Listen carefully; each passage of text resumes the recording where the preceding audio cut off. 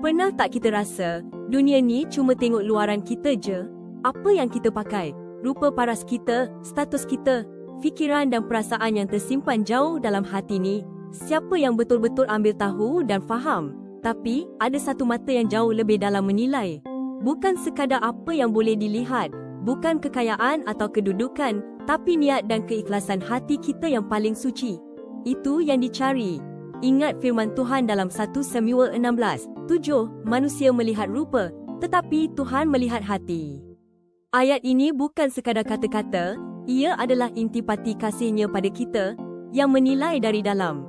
Jadi, marilah kita fokus pada apa yang Tuhan pandang berharga. Bukan sekadar mahu nampak baik di mata manusia, tetapi biarlah hati kita ini sentiasa bersih, penuh dengan kasih, kebaikan dan kerendahan diri. Dengan itu, kita akan jadi insan yang hatinya selalu direhai Tuhan, setiap hari, setiap saat. Biar kasih-Nya sentiasa bersinar dari dalam diri kita, membawa kedamaian kepada dunia sekeliling kita.